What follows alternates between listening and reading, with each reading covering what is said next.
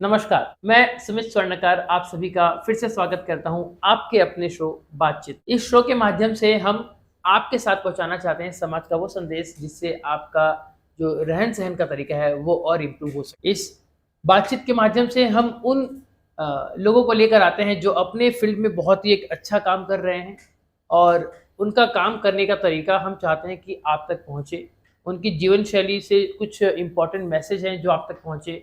ये एम लेकर हम चल रहे हैं। तो आज के इस एपिसोड में इसी सीरीज़ को आगे बढ़ाते हुए हमारे साथ एक ऐसी शख्सियत है जिसे अगर हम देवदूत कहें तो भी कम ना होगा। आप सोच रहे होंगे देवदूत क्यों? दोस्तों देवदूत यानी कि जो देवताओं के द्वारा दिए गए काम को आगे करता है। आपने कहावत सुनी होगी रक्तदान महादान। तो रक्तदान जो करना है तो एक इंसान अगर चाहे तो खुद की इच्छा से कैसे कर सकता है? वो अपने आप नहीं कर सकता।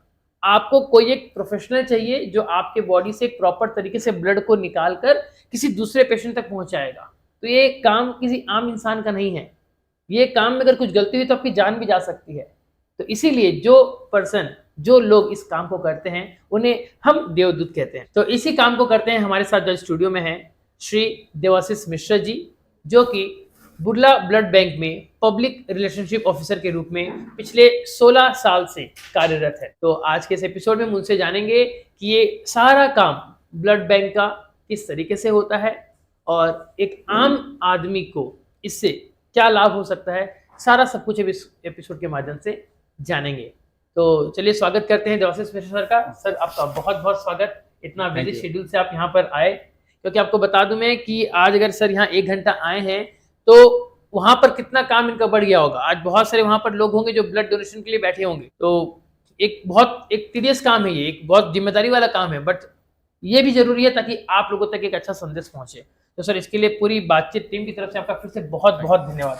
तो सर चलिए शुरुआत करते हैं आज का हमारा एपिसोड। आपका सर बैकग्राउंड कैसा रहा है, कहाँ तक आपने पढ़ाई करी है? देखिए, मैं बुर्ला मेडिकल में हूँ अभी, public relation officer Burla blood bank में। मैं पढ़ाई किया हूँ MSW master in social work Sambalpur university में, पहले GM कॉलेज, उसके बाद संबलपुर। मेरा घर भी यहीं, मैं लोकल हूँ संबलपुर का। मेरा घर भी, मेरा पेरेंट्स भी यहीं पे सर्विस किए हैं, यहीं पे रह गए। तो उसके बाद यहीं से मेरा शुरू होता है। मैं पहले तो बहुत इंटरेस्टेड था कि मैं छोटा से ही मैं इंटरेस्टेड था कि कोई काम किया जाए जो कि पब्लिक के इंटरेस्ट में होना चाहिए। तो पहले मैं सोचता था कि मैं आर्मी में जाऊंगा। अच्छा। और जब सबको आप जो भी छोटा बच्चे को पूछेंगे कहाँ पर जाएगा बेटा, तो फर्स्ट प्रोफेसर करेगा कि वो आर्मी में जाएगा।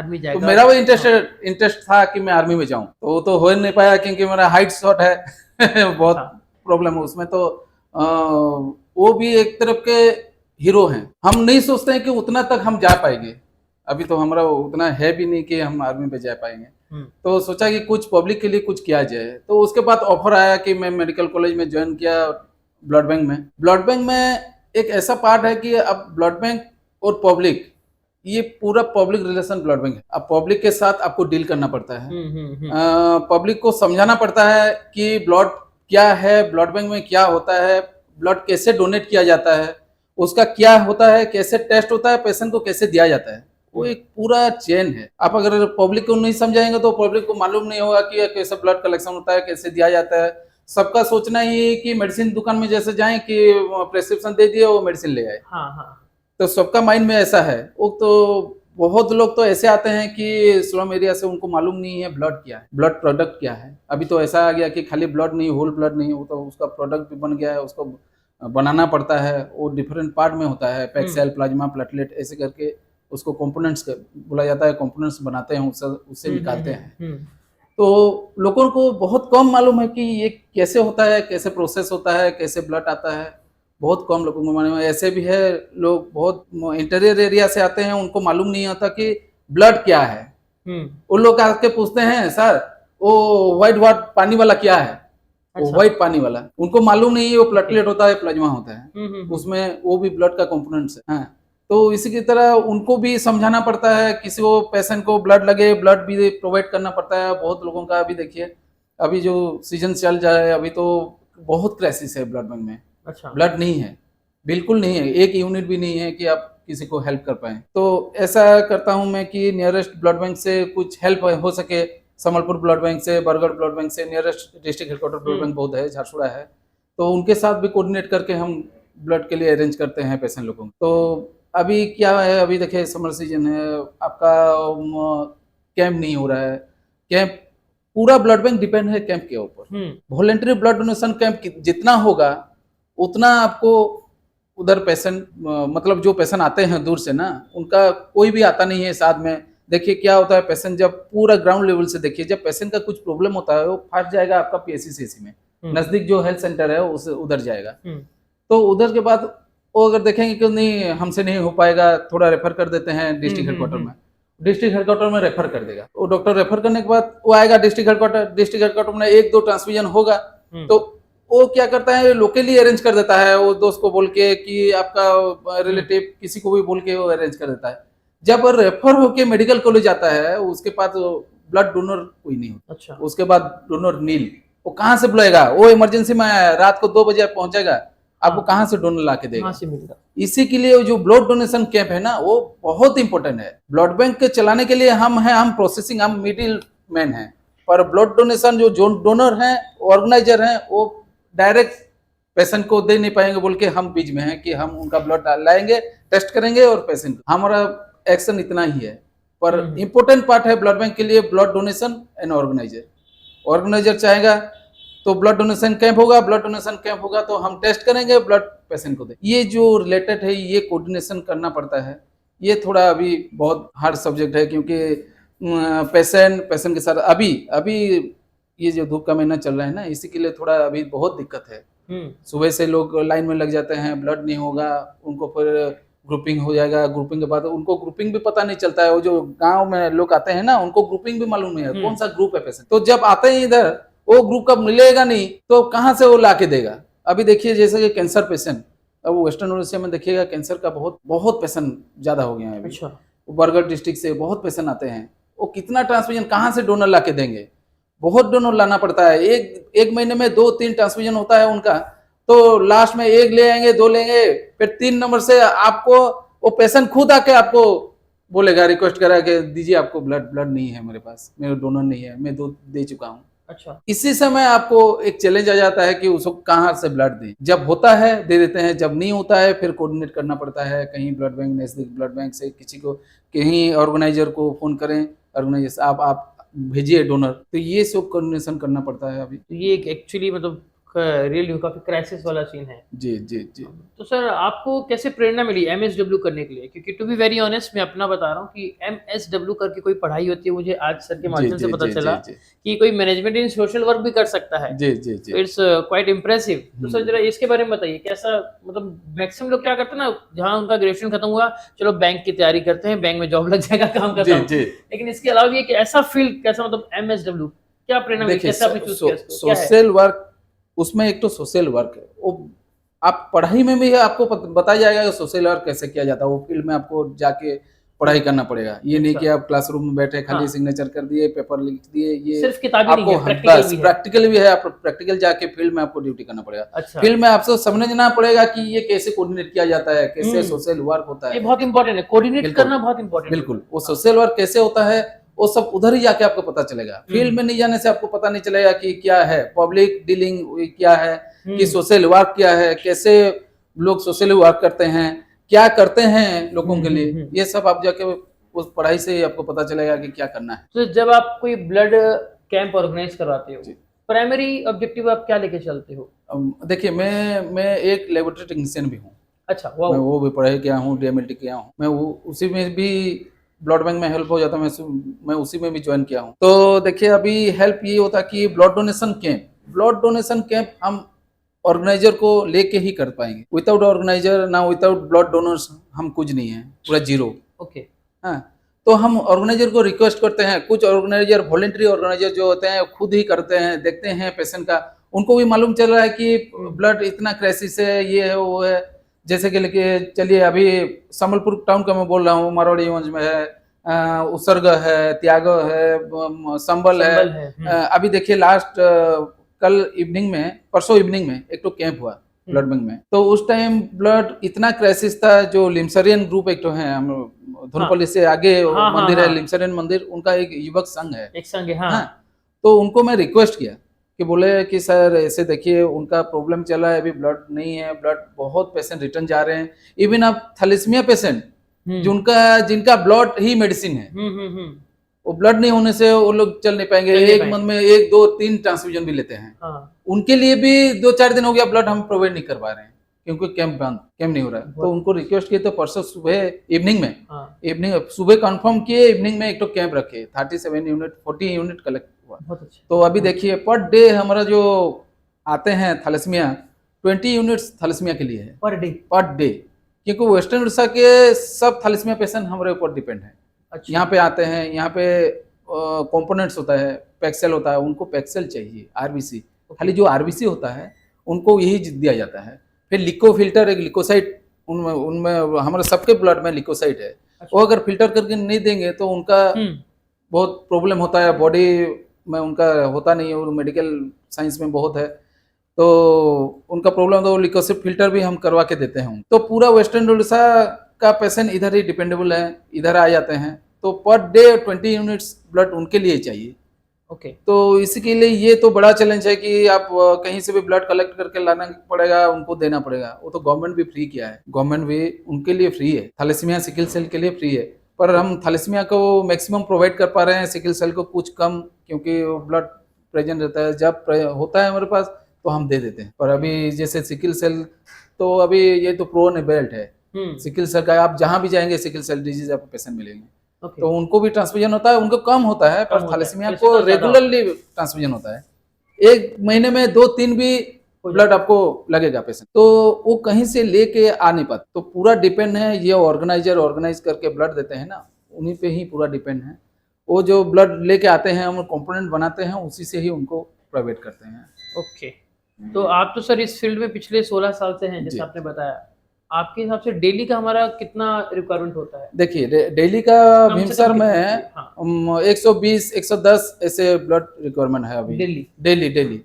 और फिर उसके ऊपर है प्लाज्मा प्लेटलेट जो कंपोनेंट्स है, वो तो अवेलेबल हो जाता है, पर ब्लड में दिक्कत है, ब्लड में कम नहीं होने से problem. So on an average मतलब हम ये सिर्फ आपने भीमसर बुर्ला का बताया, भीमसर का फिर डीएचएस संबलपुर अलग है, बरगढ़ अलग है, फिर Jharsuguda nearest area, all over Orissa में 4.5 लाख 5 लाख यूनिट चाहिए। ओके कितना? 4.5 लाख पर डे नहीं, पर मंथ, पर एनुअली 4.5 लाख ओके उड़ीसा में चाहिए। एनुअली सिर्फ उड़ीसा में 4.5 लाख यूनिट चाहिए जी। तो इसके हिसाब से मतलब मान के चलिए कि फ्रीक्वेंटली एटलीस्ट हर एक घर से 1 या 2 आदमी को बस हर 3-4 महीने में ब्लड डोनेशन करने की जरूरत है, बस वो मोटिवेशन चाहिए। तो इसके अवेयरनेस के लिए आप लोग क्या करते हैं, कैसे? देखिए गवर्नमेंट भी अवेयरनेस के लिए टीवी में छोड़ता है, एडवर्टाइजमेंट करता है, पेपर सब में आता है। आप देखिएगा गवर्नमेंट की तरफ से हेल्थ एंड फैमिली डिपार्टमेंट का एक तो directorate of blood safety unit है, एसबीटीसी एक तो यूनिट है, उसी के जरिए से आपको सब प्रोवाइड करते हैं, वो लिबलेट पोस्टर वो सब, वो जो एडवर्टाइजमेंट होता है, टीवी में एडवर्टाइजमेंट होता है, फिर पेपर में दिया जाता है, वो सब मोटिवेट के लिए चलता है। फिर हम भी कुछ करते हैं जाके मोटिवेशन, हम भी जहाँ कैंप जाते हैं उधर भी एक मोटिवेशन कैंप रखते हैं। मतलब जो ब्लड नहीं देगा वो छोड़ दीजिए, पहले उनको मोटिवेट करना पड़ेगा, पहले बताना पड़ेगा, वो इम्पोर्टेंट है। जो एक बार ब्लड दे दिया ना, उसको नेक्स्ट टाइम आपको बुलाना नहीं पड़ेगा, वो खुद आके ब्लड दे देगा। पर जो फ्रेशर है, जो फर्स्ट टाइम देंगे, उनको आप मोटिवेट करना पड़ेगा। वो मोटिवेशन इम्पोर्टेंट है।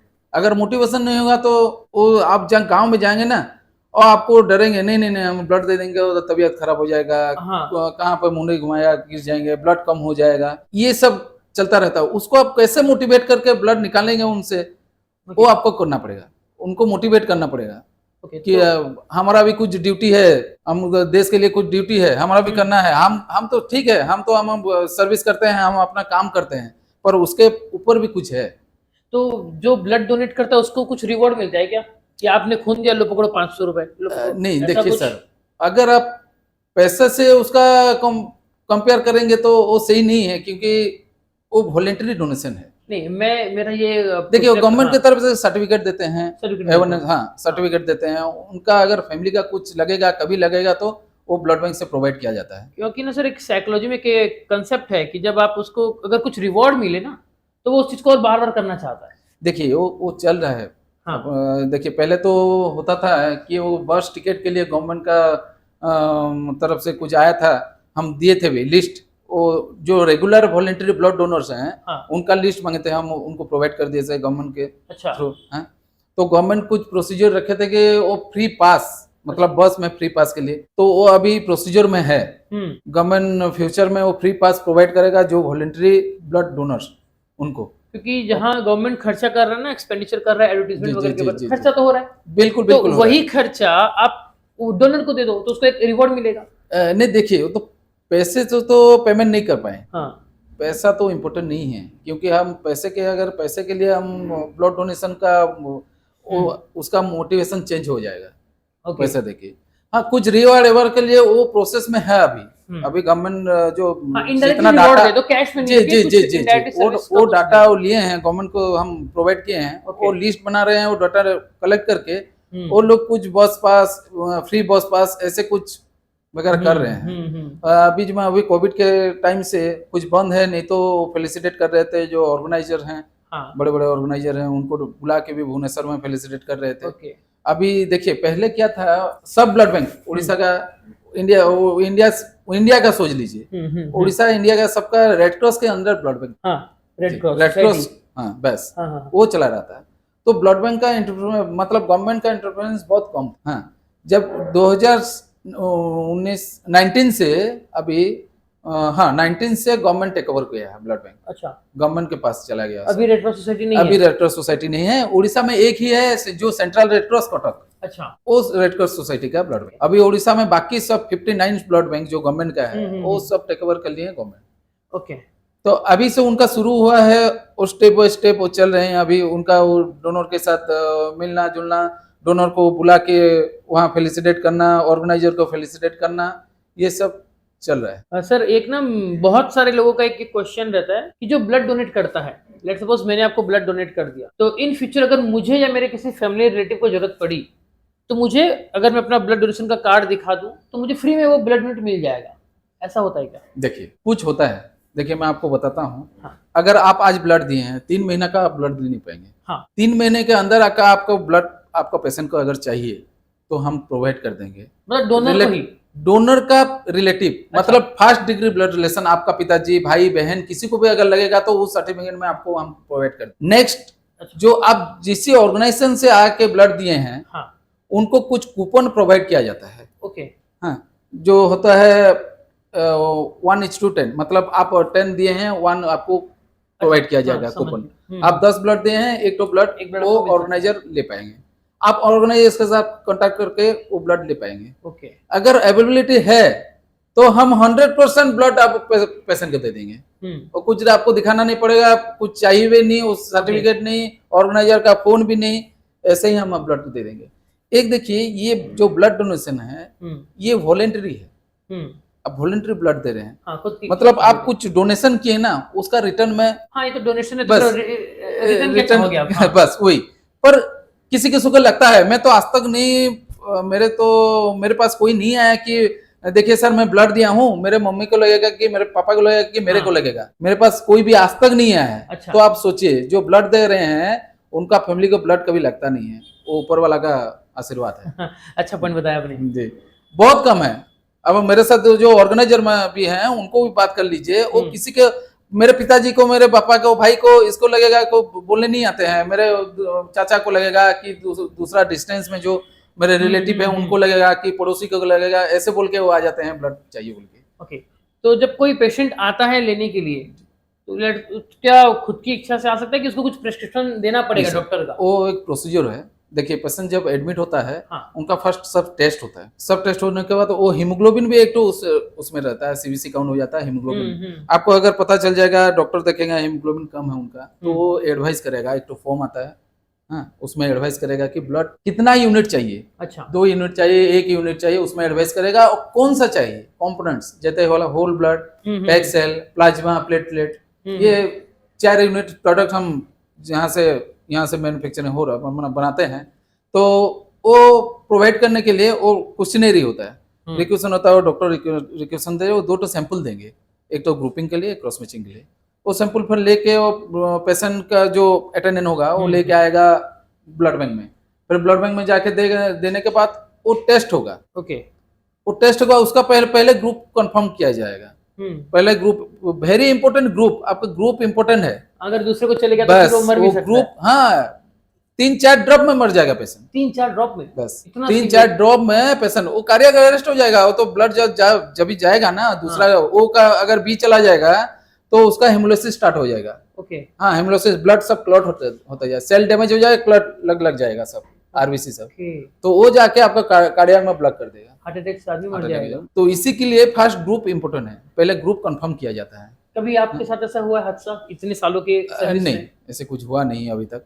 भगवान ना होता तो अच्छा हाँ है। बस वही होता तो मीडिया में आ जाता, सब जानते हैं कि ये हुआ है। तो नेक्स्ट पार्ट हुआ उसका, पहले क्रॉस मैचिंग हो गया, ब्लड क्रॉस मैचिंग, पहले ग्रुपिंग हो गया। ग्रुपिंग कंफर्म के बाद अगर ब्लड वही नहीं होगा तो हम फिर उनको बोलते हैं कि भैया आप डोनर लाइए, क्योंकि हम जानते हैं किसके पास डोनर है किसके पास नहीं है। अगर हम पूरा फ्री में डाल देंगे तो आप इतना ब्लड प्रोवाइड नहीं कर पाएंगे। भीमसर में, खाली भीमसर में 40,000 यूनिट हमको चाहिए एनुअली, और हम कैंप के साइड में 15,000, 16,000 तक लास्ट ईयर कलेक्शन किए हैं। बाकी अगर आपको एक्सचेंज नहीं होगा तो आप सबके लिए प्रोवाइड नहीं कर पाएंगे। तो उनको बोलते हैं कि सर आप डोनर लेके आइए। फिर असेसमेंट होता है कि वो पेशेंट, वो डोनर जो पेशेंट का अटेंडेंट आया है वो ब्लड लेके आ पाएगा कि नहीं, वो इम्पोर्टेंट बात है। वो कहीं से छत्तीसगढ़ से, यहाँ पे तो छत्तीसगढ़ का भी पेशेंट आ रहे हैं, छत्तीसगढ़ का भी कुछ डिस्ट्रिक्ट डिपेंड भीमसर में है, वो लोग भी वहां से रेफर करके आया है, तो वो कहाँ से लाएगा, तो उसका असेसमेंट इम्पोर्टेंट है। क्योंकि देखिए आजकल तो दलाली तो बहुत ज्यादा बढ़ गया है, बहुत बढ़ गया है। तो कहीं ना कहीं हम ये बोल सकते हैं कि अगर हमने कैश रिवॉर्ड देना शुरू कर दिया तो देयर इज अ पॉसिबिलिटी कोई एक मेडिएटर आके बिल्कुल वो इसका गलत यूज कर सकता है। बिल्कुल, तो उसमें भी वॉलंटरी नॉन रेमुनेटेड, माने पैसा बिना पैसा दे के जो वॉलंटरी कलेक्शन होगा वो इम्पोर्टेंट है। पैसा दे के तो पूरा हाईकोर्ट भी, सुप्रीम कोर्ट ही बंद कर दिए हैं 81 से। सुप्रीम कोर्ट का एक गाइडलाइन है, पैसा दे के किसी से ब्लड मत खरीदिए। तो खरीदना तो गवर्नमेंट भी हो तो प्रोसीजर में नहीं जा पाएगा। ओके, बट सर मैंने जहाँ तक सुना है कि जब एक पेशेंट जाता है ब्लड बैंक में तो उसको तो पैसे देने पड़ते हैं ब्लड लेने के लिए। देखिए वो क्या है, वो इम्पोर्टेंट है कहाँ पर आप एडमिट हुए हैं। एक गवर्नमेंट सेक्टर में, आप गवर्नमेंट सेक्टर में जहाँ पर एडमिट हुए हैं ना वो फ्री में चलेगा। जो प्राइवेट में, जैसे कि नर्सिंग होम, आप नर्सिंग होम गए तो आप पैसा खर्चा करने के लिए गए हैं। गवर्नमेंट कभी नहीं, गवर्नमेंट कभी नहीं बोलता है कि आप जाके नर्सिंग होम में जाके एडमिट कीजिए। गवर्नमेंट वो मोटिवेट करता है इसी के लिए कि आप जाके गवर्नमेंट में एडमिट कीजिए, आपका गवर्नमेंट में ट्रीटमेंट होगा, गवर्नमेंट में सब फ्री होगा। और तो मेडिसिन भी फ्री में दे रहे हैं अभी, गवर्नमेंट तो मेडिसिन भी फ्री में दे रहे हैं, सर्जरी फ्री है आपका, देखिए ब्लड फ्री है। तो नर्सिंग होम में जाएंगे तो नर्सिंग होम तो छोड़ेगा नहीं ना, वो तो उसी के ऊपर ही डिपेंड है। आप पेशेंट एडमिट होगा तो उसी से पैसा, उसका स्टाफ पेमेंट होगा, तो छोड़ेगा नहीं, वो तो उधर से ही पैसा लेगा। तो गवर्नमेंट डिसाइड किया कि गवर्नमेंट में जो एडमिट होगा उनको फ्री में मिलेगा। और जो प्राइवेट जितना भी यूनिट लगे, एक यूनिट है हमारे पास apheresis platelet, HDP, single donor platelets. जो प्लेटलेट्स हम लोग देते हैं वो आरडीपी, रैंडम डोनर प्लेटलेट, वो 350 ml का कलेक्शन होता है, बना देते हैं। और रैंडम डोनर प्लेटलेट वो भी हम प्रोवाइड करते हैं, वो जो डेंगू केस के लिए लेते हैं। अच्छा। और एक मशीन है हमारे पास, एफ्रेसिस मशीन, सिंगल डोनर प्लेटलेट्स उधर से ड्रॉ किया जाता है। उसका कॉस्ट है, जो किट का कॉस्ट है 10,000, खाली किट का कॉस्ट है 10,000 पर डोनर खर्चा होता है, पर डोनर खर्चा होता है। ओके जी। उसमें क्या होता है, आप जो आरडीपी लेंगे वो 10 आरडीपी एक के साथ समान है। तो मतलब गवर्नमेंट खर्चा कर रही है, काफी खर्चा कर बहुत बहुत। वो 10,000 वो गवर्नमेंट में फ्री में दे रहा है, पूरा फ्री 10,000। आप सोच लीजिए, एक पेशेंट के बदले आप 10,000 का फ्री में ले रहे हैं। ये अगर गवर्नमेंट हॉस्पिटल में हो तो बस, अगर प्राइवेट हॉस्पिटल वाला 10,000 पेमेंट करेगा, 10,000 पे करेगा जी। ओके। 10,000। और जो नॉर्मल जो ब्लड हम कलेक्ट करते हैं जी, उसमें पर पेशेंट क्या खर्चा आ जाता है गवर्नमेंट का? उसका कुछ पाउच होता है कुछ? हाँ जी, वो पैकेट होता है, उसका टेस्ट किट होता है, वो स्टाफ लोग जाएंगे। और डोनर को जब डोनर ब्लड डोनेट करता है उसके बाद उसको कुछ स्वीट्स कुछ मिल के सब बस वो रिफ्रेशमेंट देते हैं। 50 रुपीज का है, गवर्नमेंट का गाइडलाइन है। आप 50 रुपीज के अंदर उसको रिफ्रेशमेंट देंगे। एंड टोटल कॉस्ट क्या पड़ जाता है गवर्नमेंट का पर यूनिट? देखिए पर यूनिट तो आप देखिए कैंप के ऊपर डिपेंड करता है, इंडोर के ऊपर डिपेंड करता है। आप कैंप जाएंगे तो पूरा टीम जाएगा। एक एवरेज 5,000 तक आ जाएगा। 5,000 तक आ जाएगा पर पैकेट। My goodness. क्योंकि देखिए स्टाफ है, स्टाफ पेमेंट है। अब सोच लीजिए अगर प्राइवेट, आप एक प्राइवेट ब्लड बैंक चला रहे हैं तो एक स्टाफ पेमेंट है, किट केमिकल है, ब्लड बैंक है, रिफ्रेशमेंट है, आपका इंफ्रास्ट्रक्चर जो है, जो एसी में रहना चाहिए, एसी लगा हुआ है, काउच है, मशीन सब है, वो सब के आपको लेके 5000 मिनिमम 5000 आएगा आपका। और इसमें भी गवर्नमेंट आपसे चार्ज करती है सिर्फ 600-700 रुपए चार्ज करती है, 800 रुपए चार्ज लेता है। उसमें भी डिफरेंस है, जैसे कि आपको पीआरबीसी लिए तो 520 है, प्लेटलेट 520 है। तो देखा जाए तो गवर्नमेंट बेनिफिट तो दे ही रही है। हाँ, ये हमारा अपना माइंडसेट होता है कि हम सोचते हैं कि नहीं ब्लड तो रक्त तो मुफ्त में मिल रहा था, फ्री में मिला, जी जी था, तो ये तो एक गलत धारणा हो गई। बिल्कुल बिल्कुल नहीं। तो इस शो के माध्यम से एक चीज हम क्लियर कर देना चाहते हैं कि जो भी इस एपिसोड को देख रहे हैं, अगर आपका ये मानना था कि ब्लड अगर हमको फ्री में मिलेगा तो यस आप सही हो, लेकिन तब तक जब तक आपका इलाज सरकारी अस्पताल में हो। अगर आप प्राइवेट नर्सिंग होम में जा रहे हो, आपका पॉकेट अलाउ कर रहा है खर्चा करने का, तो उसके लिए गवर्नमेंट भी कुछ कंपनसेशन आपसे डिमांड करती है। एक बहुत इंपॉर्टेंट क्वेश्चन है मेरा, काफी जैसे सोचो आपसे पूछूं मैं, जब हम ब्लड कलेक्शन करते हैं तो उसकी भी अपनी एक लाइफ होती होगी। हाँ, 35 डेज। देखिए और डिफरेंस, अब जो ब्लड है ना, ब्लड कंपोनेंट्स भी हैं और डिफरेंट टाइम है उनका। देखिए जो होल ब्लड कलेक्शन होता है 35 डेज का उनका 35 डेज का उनका लाइफ है। 35 डेज आपका ब्लड प्रिजर्व करके हम रख पाएंगे, उसके अंदर ही हम आपको प्रोवाइड कर पाएंगे। उसके बाद चलता है पैक सेल, पीआरबीसी जो कहते हैं, pack cell, pack RBC, red cell जो है उसको 42 डेज हम रख पाएंगे, उसका लाइफ है 42 डेज। 42 डेज हम प्रिजर्व करके रख पाएंगे। 2 to 6 डिग्री उसका टेम्परेचर भी मेंटेन करना चाहिए, नहीं तो सेल सब डैमेज हो जाएगा। वो सब लाइफ सेल है। कितना डिग्री में मेंटेन करके रखना है? 2 to 6 जी, 2 to 6 लाइफ सेल आपको जिंदा रहेगा 42 डेज तक। 42 दिन तक आपका ब्लड ट्रांसफ्यूजन आप दे पाएंगे। हाँ, और नेक्स्ट उसके बाद है प्लेटलेट्स। जो प्लेटलेट्स है वो लाइव प्लेटलेट्स है 5 डेज मैक्सिमम, 5 दिन रहेगा। वो प्लेटलेट एजिटेटर एक तो रहता है, उसमें 24 आवर्स 100 सेकर है, वो सेक करता रहेगा ऐसे 2400 घंटे उसका बैकअप है, वो कभी बंद ही नहीं होता है। अच्छा, पूरा चलता रहेगा। तो 2400 घंटे वो लाइव सेल है, अगर स्टॉप हो जाएगा तो सेल ना डैमेज हो जाएगा। अच्छा, तो वो कुछ काम का नहीं है, खाली पानी चढ़ा है। हाँ, अभी जो ब्लड डोनेशन जो मतलब जो कलेक्शन करते हैं ना, वो कलेक्शन यूनिट भी एक शेकर के ऊपर पैकेट बस रखते हैं, इसी के लिए रखते हैं, इसीलिए ताकि उसका लॉन्जेविटी बढ़े। जी। तो उसके बाद आता है एफएपी, फ्रेश फ्रोजन प्लाज्मा। वो प्लाज्मा -40 एंड -80 में रखते हैं। -80 पूरा आइस, पूरा हार्ड आइस में रहता है। हार्ड आइस होगा। जब ब्लड देना पड़ता है, वो प्लाज्मा देते हैं, उसको एक थोइंग बात है। हाँ, उसमें नॉर्मल वाटर मतलब रूम टेम्परेचर का वाटर रहता है, थोड़ा हाई होता है, उसमें 37 डिग्री रहता है उसमें। तो उसमें डीप करके रखते हैं, आधा घंटे में उसका नॉर्मल टेम्परेचर आ जाता है। उसके बाद तो सबका कॉस्ट अलग है, सबका टाइमिंग अलग है, सबका मैन्युफैक्चरिंग भी अलग है, मतलब अलग अलग होता है। वो कंपोनेंट सेपरेशन ना, आप यूनिट में जाएंगे तो आपको पता चल जाएगा कैसे वो कंपोनेंट्स होता है। और सेंट्रीफ्यूज होता है, उसके बाद फर्स्ट आरपीएम में देते हैं, वो आरपीएम में फर्स्ट प्लाज्मा, प्लेटलेट और पैक्सेल दोनों अलग हो जाते हैं। फिर वो प्लाज्मा प्लेटलेट को फिर डालते हैं, उसको फिर अलग अलग करते हैं। ऐसे प्रोसीजर होता है, लॉन्ग सिस्टमैटिक प्रोसेस है। हम तो सोचते थे कि बस खाली सुई लगाओ ब्लड भर जाएगा किसी को भी दे दो।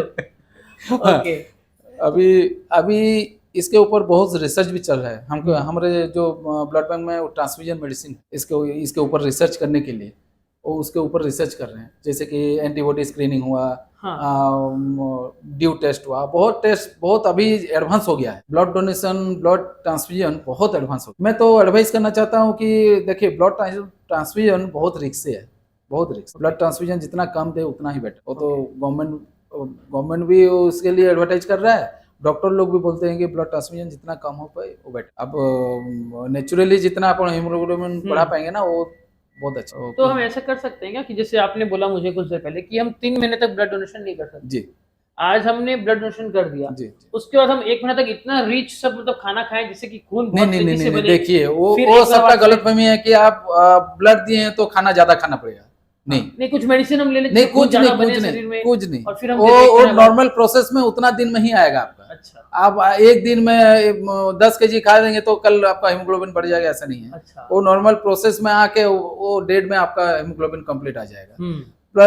लोग जो ब्लड देते हैं ना, उनका मानना रहता है कि अरे आज ब्लड दे दिए हूँ, चलिए इतना 10 दिन तो खाना खाने। वो गलत है, ऐसा मत कीजिए, क्योंकि आप नॉर्मल डाइट जो ले रहे हैं ना, उसी से ही आपका हीमोग्लोबिन बढ़ेगा। अच्छा, कुछ खाना नहीं है, कुछ ज्यादा मेडिसिन नहीं है, कुछ नहीं है, नॉर्मल डाइट, नॉर्मल लाइफ, उसमें ही आपका हीमोग्लोबिन बढ़ जाए। ब्लड डोनेशन को लेकर क्या भ्रांतियां हैं लोगों में, जो आप आज इस शो के माध्यम से क्लियर करना चाहेंगे? देखिए, एक तो ब्लड डोनेशन में लोग का बहुत फेयर रहता है कि वो डरते हैं कि हम अगर अभी ब्लड दे देंगे तो हमको कुछ हो जाएगा।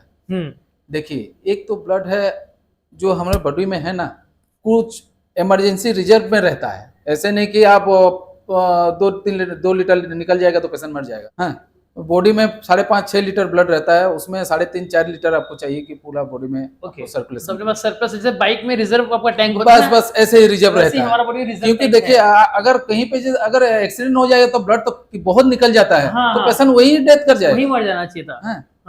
क्योंकि रिजर्व ब्लड ही उनका काम में आता है। ओके। हाँ, वो जो हीमोग्लोबिन काउंट करते हैं ना, उसमें वो रिजर्व ब्लड भी काउंट नहीं आता है। नहीं तो पेशेंट मर जाता है वहीं पे, एक्सीडेंट होता है, 100 ml निकला, 1 लीटर निकला तो पेशेंट गया। उसको जिंदा रहने के लिए जितना चाहिए उससे ज्यादा भगवान हमको दिया है। ये जो ब्लड अभी देखिए, ब्लड कहीं पे मैन्युफैक्चरिंग नहीं हो रहा है, कहीं पे नहीं होगा।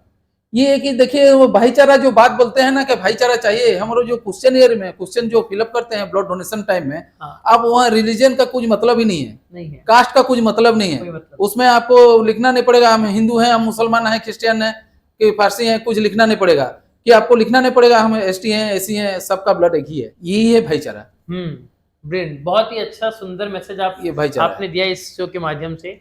हम बहुत जगह जाते हैं, हम उनको मोटिवेट करते हैं। देखिए भाई, आप जो ब्लड रिलेशन बोल रहे हैं वो क्या है ब्लड रिलेशन?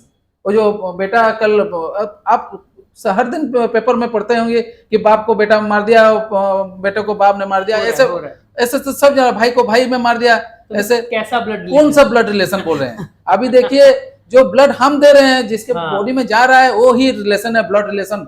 कल जाके वो जब घर जाएगा ना, वो जाके बोलेगा कि अरे बाप रे, एक ब्लड मिला था, मैं अब जिंदा हूँ। तो ऊपर वाला देख रहा है, हमको कुछ बताना नहीं पड़ेगा, वो ऊपर वाला देख रहा है, आपको कैलकुलेशन उधर ही हो रही है। तो वो मान के चलना चाहिए कि देखिए, हम तो कुछ नहीं कर पा रहे हैं। एक आदमी ऐसा है, एक आदमी ऐसा है कि वो ब्लड नहीं दे पा रहे हैं। आते हैं, उनका BP बहुत हाई रहता है, 150-170 रहता है, वो ब्लड नहीं दे पाएंगे, और लॉन्ग टर्म डिजीज भी रहता है कि ब्लड नहीं दे पाते। तो उनका इतना तकलीफ होता है उनको कि देखिए भैया, हम ब्लड नहीं दे पा रहे हैं।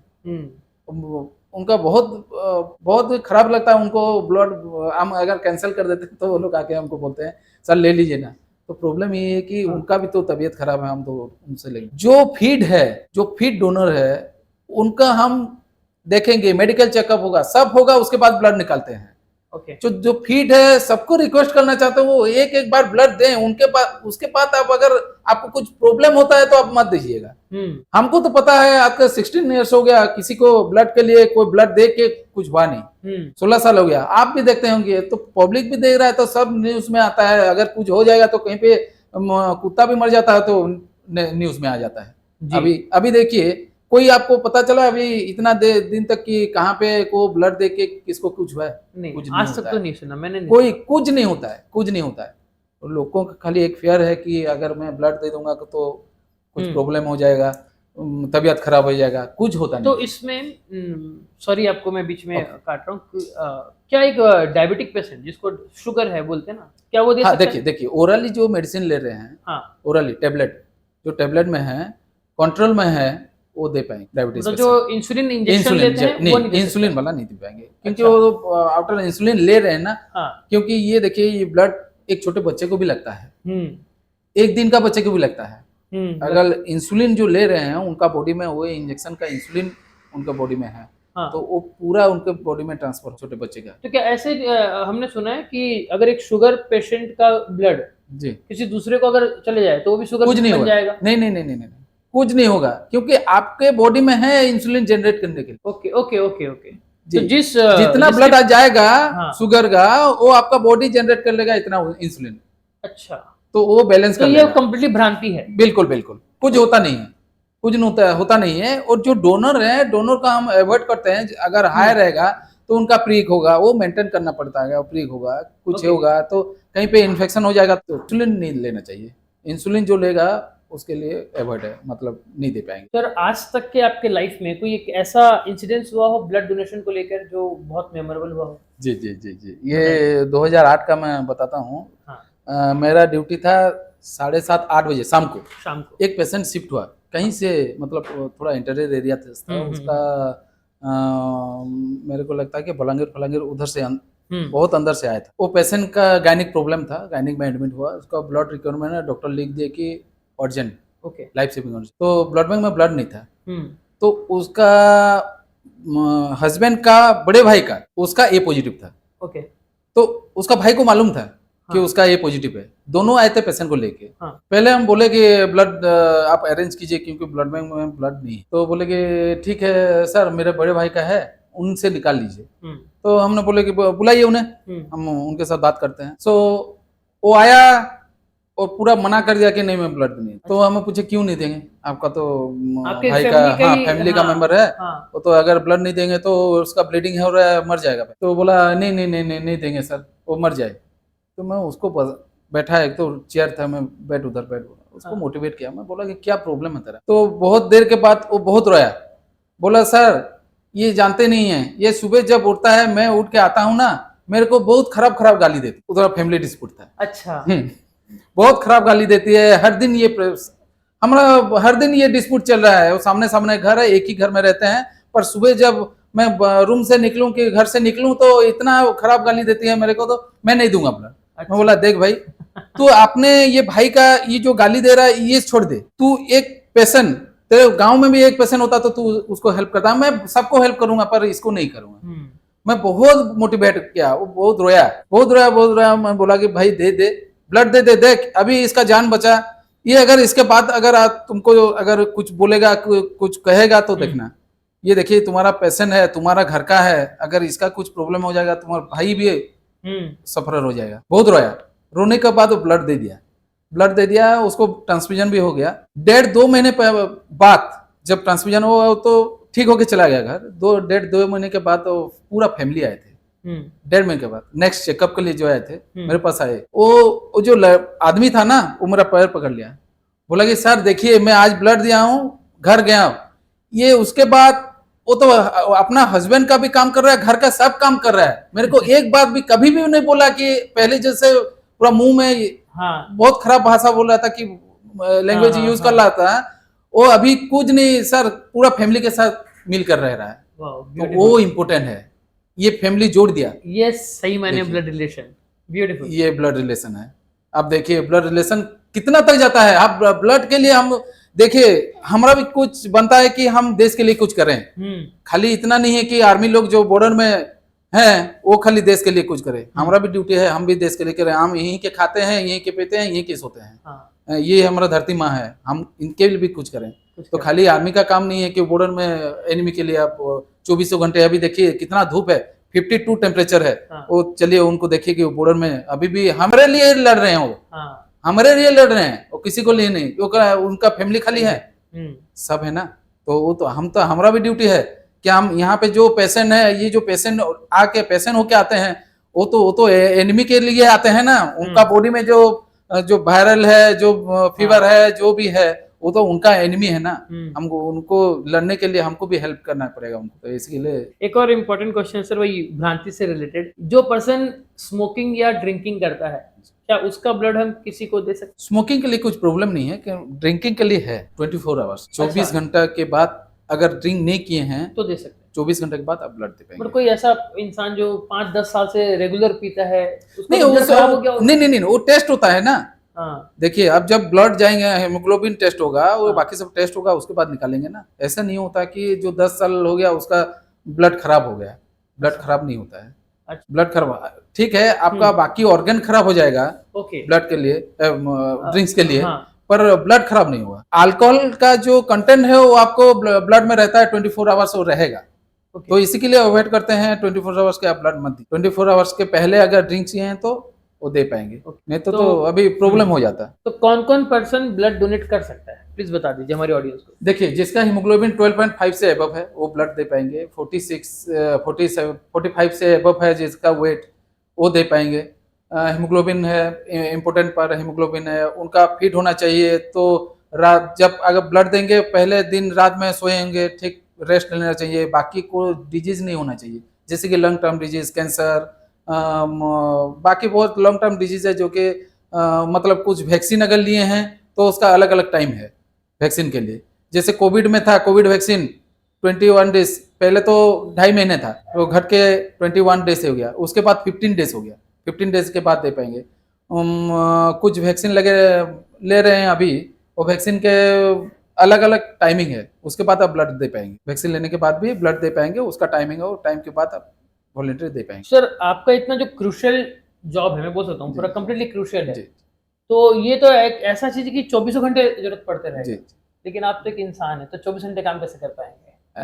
कैसे? इसी दौरान हो सकता है ना आपको फैमिली में कम समय देना पड़े, क्योंकि यहाँ किसी की जान बच रही है, तो ऐसा भी होता होगा बहुत बार कि आप फैमिली को बहुत कम समय देते होंगे, यहाँ ज्यादा समय देते होंगे, तो ऐसे में एक तालमेल बैठाना बहुत जरूरी हो जाता है। हाँ, देखिए कैसे मेंटेन करते हैं फैमिली बैलेंस, कैसे करते हैं? जी, वो तो बहुत टाइम तो एडजस्ट करना पड़ता है, क्योंकि फैमिली को भी टाइम देना चाहिए, नहीं तो मेरा बच्चा है वो शाम को वेट करता रहता है कि कब पापा आएंगे मेरे साथ, तो उसका घूमने जाएगा। हाँ, घूमने जाएगा, नहीं तो उसका सब बात बोलेगा मेरे को कि पापा ये चाहिए वो चाहिए, वो स्कूल में ये हुआ है, कल टीचर वो बोले हैं वो लेके आने के लिए, तो वेट करता है। मैं 7:30-8 बजे घर पहुंचता हूँ, सुबह निकल जाता हूँ 8 बजे, वो सुबह स्कूल निकल जाता है 7:30 बजे, तो मैं 8 बजे ऑफिस निकल जाता हूँ, फिर बैक करने में मेरे ऑफिस से घर को बैक करने में 8 7:30-8 हो जाता है टाइम, तो उसके बाद उसके साथ टाइम थोड़ा स्पेंड करता हूँ। घर में भी फैमिली है, मेरे माँ, हम 6 भाई बहन हैं,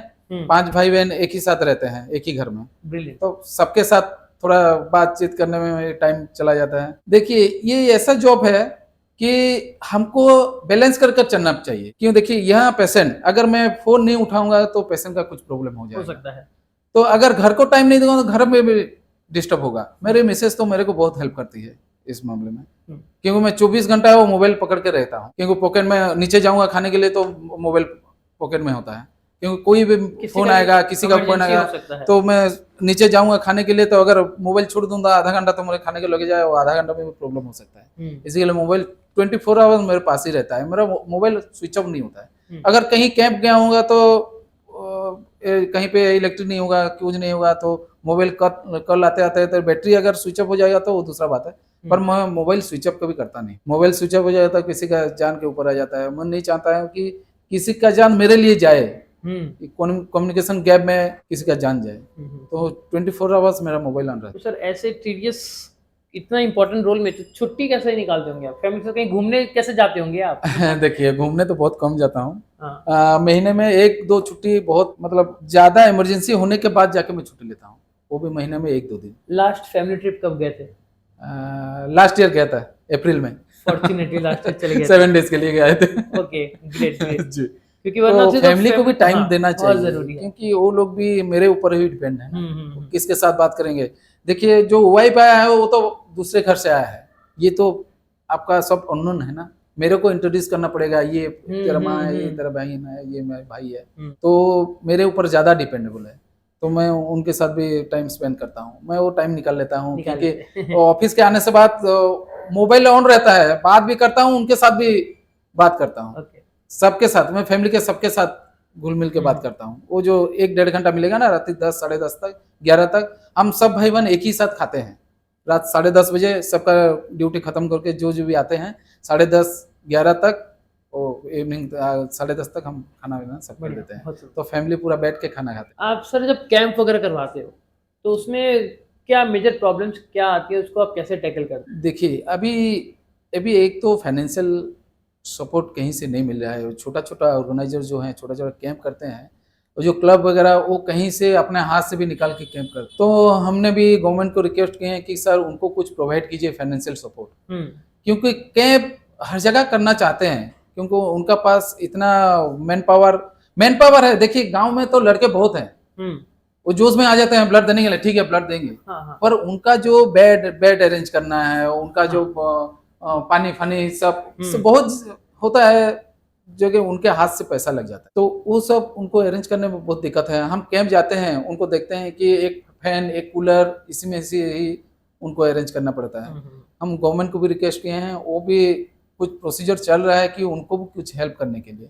तो आज अगर कोई एक संस्था अगर एक ब्लड डोनेशन का कैंप अगर ऑर्गेनाइज करवाना चाहे, लेट्स सपोज उनका टारगेट है 100 यूनिट्स हम कलेक्शन करवा सकते, तो वैसे 100 यूनिट का कलेक्शन करने के लिए अगर एक कोई संस्था करवाए तो संस्था को कितना खर्चा आ जाए एक एवरेज? देखिए, एक संस्था के ऊपर डिपेंड करता है वो कैसे करेंगे। एक संस्था है तो हाई फाई में करते हैं, एसी लगा देते हैं, लंच करते हैं, लंच प्रोग्राम होता है, उनका टिफिन हम तो प्रोवाइड करते हैं 60 रुपीज, पर वो लोग 150, 300, 400 का भी अरेंज करते हैं खाना वाना करके, तो वो दूसरा है। पर हम कहाँ पे जाएं, हम छोटे क्लब में जहाँ जा रहे हैं उनको दिक्कत होता है वो कहीं से कलेक्शन करके। हाँ, फाइनेंशियल एक तो बहुत बड़ा बैरियर खड़ा कर सकता है, तो इसीलिए बोलो कि मिनिमम हम कितना फंड इकट्ठा करें कि जिससे हम एक कैंप ऑर्गेनाइज कर सकते हैं। देखिए, फंड तो इतना चाहिए कि आप कुछ एक्स्ट्रा डोनर को दे पाए। अगर आप एक कैंप कर रहे हैं, आप तो डोनर को रिक्वेस्ट करके बुलाएंगे ना। हाँ, कि आप भैया आइए, यहाँ पे कैंप चल रहा है, ब्लड दीजिए। वो डोनर आएगा, आने के बाद उनको ठीक टाइम में पानी चाहिए, उनका ड्रिंक्स चाहिए, वो जो रिफ्रेशमेंट ड्रिंक्स चाहिए, कुछ रिफ्रेशमेंट चाहिए, बैठने के लिए चेयर चाहिए, कूलर एक तो चाहिए कि गर्म गर्म हो रहा है, गर्म के लिए कूलर चाहिए, कूलर भी चलता रहेगा, फैन भी चलता रहेगा। उसका तो आप टेंट से जो लाएंगे उसका भी तो कॉस्ट होता है ना। तो मिनिमम आप पकड़ लीजिए, अगर 100 करेंगे तो 10,000 से ऊपर आपको लगेगा, 15,000 10,000 आ जाएगा।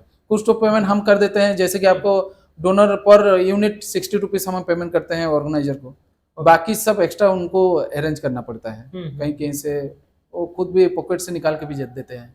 बहुत ऑर्गेनाइजर ऐसे हैं कि वो खुद से भी पॉकेट से निकाल के देते हैं। कुछ ग्रुप हैं वो ग्रुप से चंदा करते हैं कलेक्शन के लिए, ब्लड डोनेशन कैंप के लिए वो खुद से चंदा करते हैं, 200 400 500 करके कलेक्ट करके वो कैंप करते। तो मैं गवर्नमेंट को रिक्वेस्ट करना चाहूँगा आपके तरफ से कि उनको कुछ फाइनेंशियली हेल्प किया जाए। आपसे सर अभी बात करते करते एक बहुत अच्छा मुझे बात मेरे समझ में आई कि अभी जैसे एक हमारा संबलपुर का बहुत बड़ा पर्व है शीतल षष्ठी, जी जी जी, जहाँ मतलब हजारों लाखों की तादाद में आसपास से भी लोग आते हैं जी। तो क्या हम ऐसे में जो जो एरिया वाले इस फंक्शन को मतलब ऑर्गेनाइज करवा रहे हैं, हम उन कमेटी से बात कर सकते हैं कि आपके एरिया में 10-20 हजार लोग आने वाले हैं, आपके यहाँ पर भगवान की शादी होती है, बेसिकली शीतल षष्ठी भगवान की शादी होती है, एक बहुत अच्छा एक मौका है।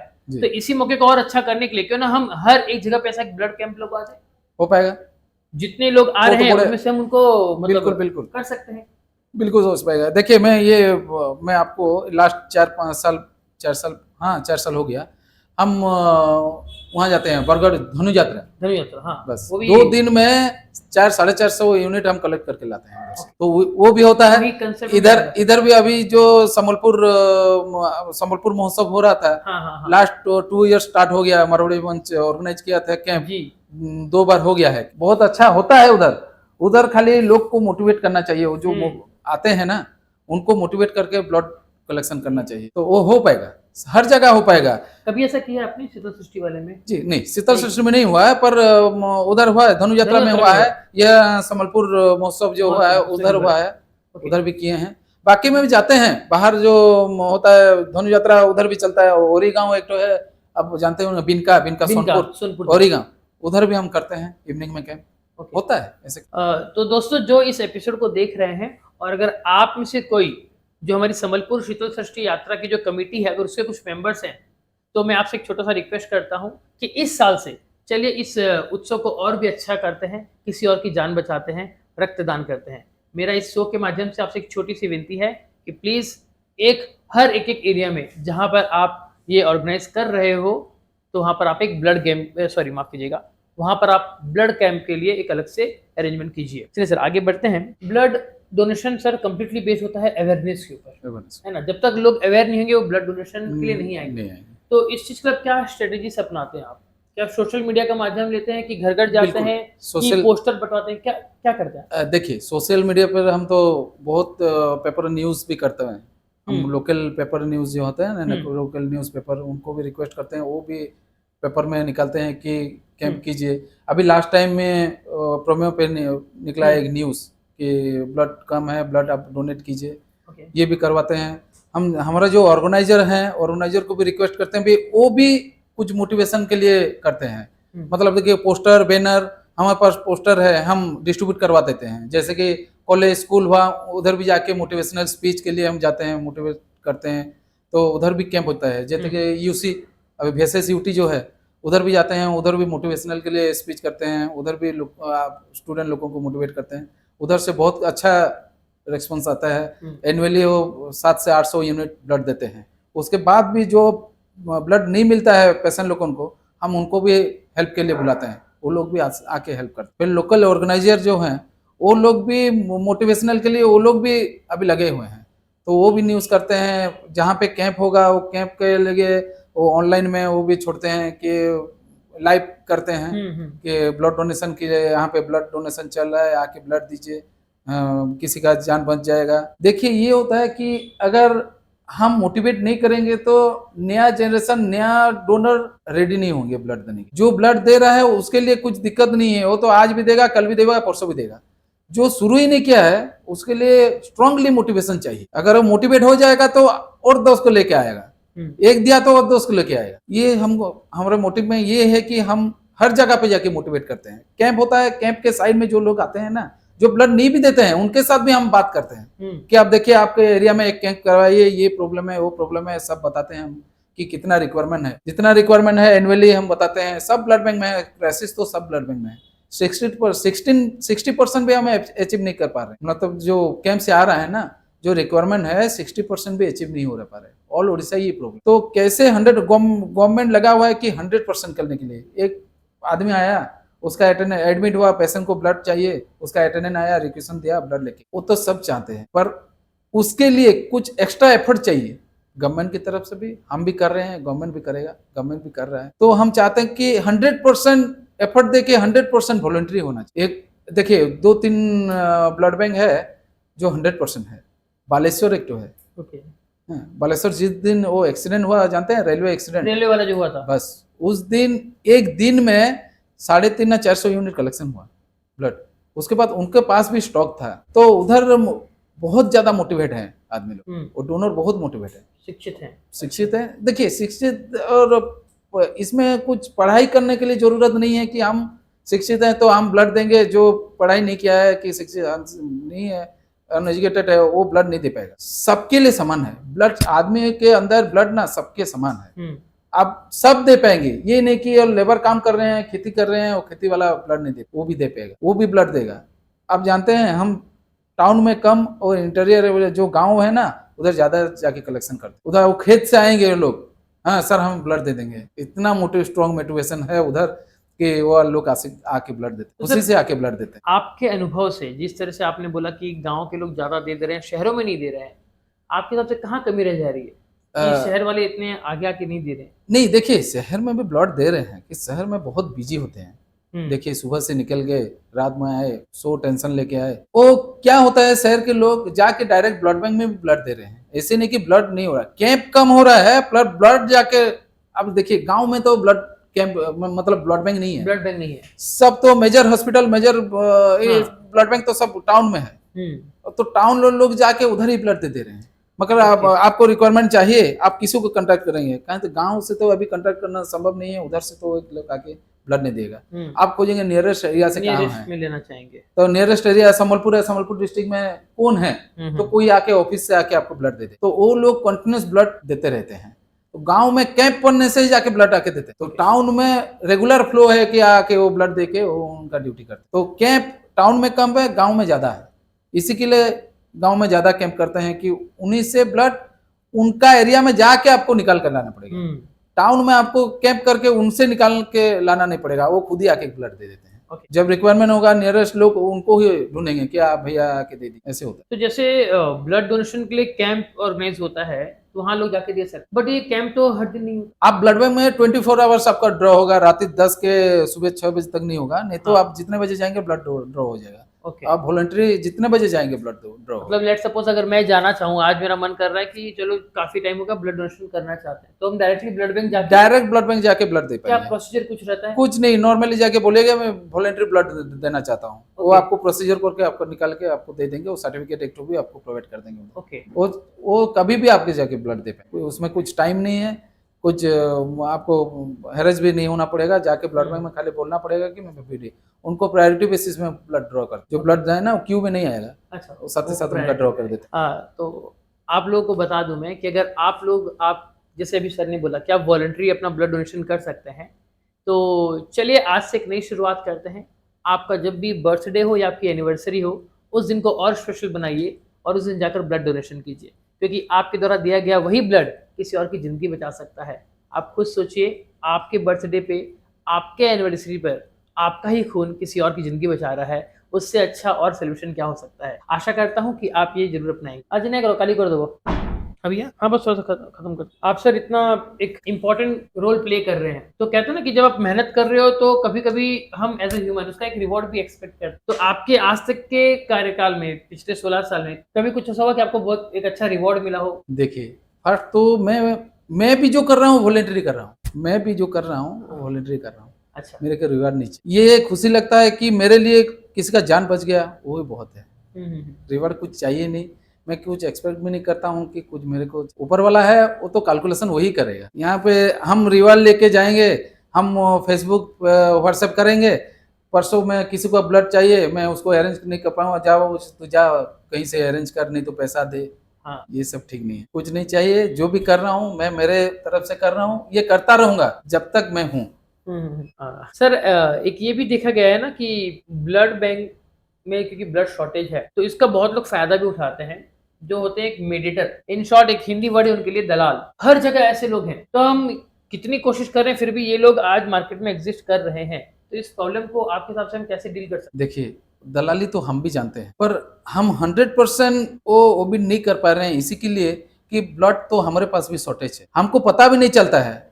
वो पेशेंट बेड साइड से हाईजेक हो जा रहा है। उसका जो अब अभी अभी डॉक्टर लिख के दिए हैं ब्लड रिक्वेशन की, आप जाइए ब्लड लेके आइए, तो बेड साइड से जब देखे वो तो दलाल तो हर जगह घूम रहे हैं ना, उनको इन्फॉर्मेशन मिल जाता है, वो पूरा जाके बेड साइड से उनको हाईजेक कर लेते। तो दलाली क्या होता है, हम कितना दूर तक उनको चेक कर पाएंगे? जितना तक कि वो मेडिकली अनफिट नहीं होंगे तो हमको उनको मना कर नहीं पाएंगे, क्योंकि वो जो ब्लड देने के लिए लेके आते हैं ना पेशेंट का अटेंडेंट, वो लोग भी स्टेटमेंट दे देंगे कि नहीं ये मेरा आदमी है, तो आप उनको कैंसिल नहीं कर पाएंगे जब तक वो मेडिकली अनफिट नहीं होगा। उसका हीमोग्लोबिन किया जाएगा, उसका बाकी टेस्ट किया जाएगा। अगर मेडिकली अनफिट हो गया हो तो हम अनफिट से हम बाहर कर देंगे, पर उसका वो सिचुएशन ऐसा हुआ है कि हम बहुत लोगों को एक्सेप्ट करना पड़ता है, क्योंकि इमरजेंसी होगा, लाइफ सेविंग होगा, हमारे पास ब्लड नहीं होगा, वो कहीं से दलाली लेके आएगा। वो मेडिकली फिट है डोनर, वो आदमी आपको बोल रहा है नहीं आ गया, वो मेरा आदमी है, वो मेरा भाई है, मेरा भाई फोन किया था, वो आया ब्लड देने के लिए, आप अगर नहीं निकालेंगे तो अगर पेशेंट मर जाएगा तो आप रेस्पॉन्सिबिलिटी लेंगे क्या? उससे आपको रिटर्न आना पड़ेगा, आप उसको कुछ नहीं कर पाएंगे। क्योंकि अगर उसको स्टॉप कर दिए, बाबू तू दलाली कर रहा है तो निकल इधर से, या पुलिस को बुलवा लिए, अगर वो रिटर्न पड़ा जाएगा कि वो रिटर्न चला जाएगा तो वो डायरेक्ट आपको चार्ज करेगा कि आप रिटर्न कर दिए, मेरा पेशेंट का प्रॉब्लम हो गया, मैं पेशेंट डेथ हो गया। उसके बाद आपको पास भी ऑप्शन कुछ नहीं होगा, कोई नहीं सुनेगा आपका बात। वो बोलेगा क्यों ब्लड देने के लिए आया था, वो तो डोनर फिट था, आप क्यों नहीं ड्रॉ करे? वो क्वेश्चन सब हर दिन आता है। ओके सर, देखिए क्वेश्चंस बहुत हैं जी, बट समय कम है जी, तो हम यही कोशिश करेंगे जो बाकी के जो क्वेश्चंस हैं जी, वो हम आपके साथ नेक्स्ट एपिसोड में उसको हम आंसर जानेंगे। दोस्तों आज के इस एपिसोड में हमको बहुत सारी ऐसी चीजें जानने को मिली जो आज तक शायद हम में से काफी लोगों को पता नहीं होगी। एंड मेरा ये भी अनुभव रहा है और ये भी मेरा मानना है कि आज के इस एपिसोड से आपको रियली में बहुत कुछ सीखने को मिला होगा। तो एक बार सर पूरी हमारी एंटायर टीम की तरफ से आपको सर बहुत बहुत धन्यवाद, अपना कीमती समय निकाल कर आए। ऐसे सर बस जाने से पहले दो शब्द हमारी उस नई ऑडियंस को बता दीजिए कि वो किस तरीके से अपना आएंगे, ब्लड डोनेशन करेंगे, उनके लिए दो शब्द बोल दीजिए। सबको मेरा रिक्वेस्ट है, क्योंकि अभी देखिए ब्लड डोनेशन हर जगह चल रहा है, आप आके ब्लड दीजिए, आपके लिए कोई वेटिंग में है उधर, किसी का जान बच जाएगा। वो तो ऊपर वाला देख रहा है कि हम क्या कर रहे हैं, पर कुछ टाइम निकल के आइए किसी का जान बचाने के लिए। ये देखिए हमारे पास सब है, हम दुखी में भी हैं, खुशी में भी है, बहुत लोग दुखी हैं, बहुत लोग कि इसमें भी आप टाइम निकल के आइए, ब्लड डोनेशन दीजिए, ब्लड दीजिए, तो किसी का जान बचाइए। सबको धन्यवाद। तो फिर से सर आपका धन्यवाद सर, आप कीमती समय निकाल कर आए।